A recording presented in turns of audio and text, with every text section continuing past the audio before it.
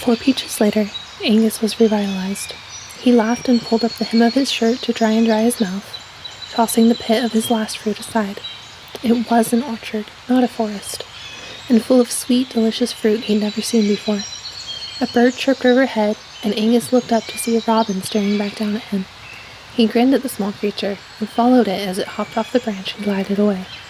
It led him deeper into the forest, and while Angus couldn't be sure if it was actually leading him or simply flying back to its home, he followed.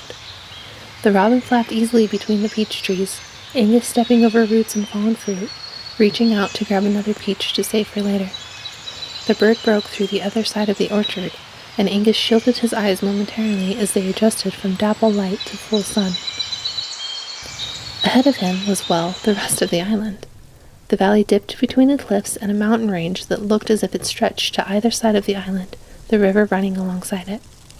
To the other side stretched a great wide plain, more wildflowers and long grass waving in the breeze. Between them was a great forest, definitely a forest this time and not an orchard. Angus could see the tops of pine trees poking out the top of the cluster. He had lost track of the little robin, but it wasn't an issue. There was no way to get lost. The island was mostly flat on this side. He sat down in the grass, his fatigue and muscle pain catching back up to him, and ate the peach he'd carried from the other side of the orchard. The elder had said he'd find his luck, and so he had. A wide open and untouched space with what seemed to be natural resources galore, and a delicious fruit he was already head over heels for. The breeze gently rocked him, and Angus laid down. The sky was darkening now, and he smiled, for he felt no worry. This island, this place, somehow he knew he would be kept safe here. Wild animals would leave him alone, the other Scotsmen seemed content to remain on their island, and the night wouldn't drop to freezing temperatures. His luck was in his hands, beneath his feet, in his lungs now.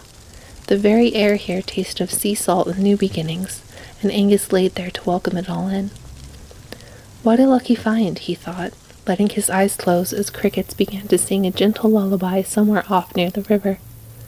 A lucky find. His mother tongue slid across his lips as he whispered to the universe, Faedel.